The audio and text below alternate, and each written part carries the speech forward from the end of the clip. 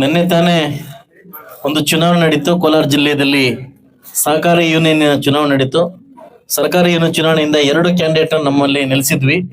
So ಒಂದು ಬಂದ್ಬಿಟ್ಟು ಎಲ್ಲ ಡೈರಿಗಳಿಂದ ನಮ್ಮ ರಘುಪತ್ ಸರ್ ಅವರು 48 ಓಟಲ್ಲಿ 32 ಓಟು ನಮ್ದು, 16 ಓಟು ಕಾಂಗ್ರೆಸ್ ಬಿತ್ತು, 32 JDS ಬಿತ್ತು.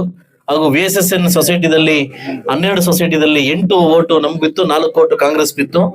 ಹಾಕಿರ್ತಕ್ಕಂಥ ನಮ್ಮ JDS ಪಕ್ಷಕ್ಕೆ ಬೆಂಬಲ ನೀಡ್ತಕ್ಕಂಥ ಎಲ್ಲ ನನ್ನ ಮತಬಾಂಧವರಿಗೂ ಹಾಗೂ ಈ ಚುನಾವಣೆ ಇಬ್ಬರು ಗೆಲ್ಲಲಿಕ್ಕೆ ವ್ಯವಸ್ಥೆ ಮಾಡಿಕೊಡ್ತ ಎಲ್ಲ ನನ್ನ ನಾಯಕರಿಗೂ, ವಿಶೇಷವಾಗಿ ತಾಲೂಕು ಅಧ್ಯಕ್ಷರಾಗಂತ ಕಡೆಪಲ್ಲಿ ನಾಗರಾಜಣ್ಣವ್ರಿಗೂ ಮತ್ತು ಎಲ್ಲ ನಮ್ಮ ತಂಡದವರಿಗೂ ಹಾಗೂ ಇಬ್ಬರು ಕ್ಯಾಂಡಿಡೇಟ್ಗೆ ಕೂಡ ಜಯಬೇರಿ ಬರೆಸಿದ್ದಾರೆ. ಯೂನಿಯನ್ ಎಲೆಕ್ಷನ್ ಅಲ್ಲಿ ನಮ್ಮ ಮುಳಬಾಗಲ್ ತಾಲೂಕಿಂದ 2 ಕ್ಯಾಂಡಿಡೇಟ್ನ ಯೂನಿಯನ್ ಕಳಿಸಿದೀವಿ.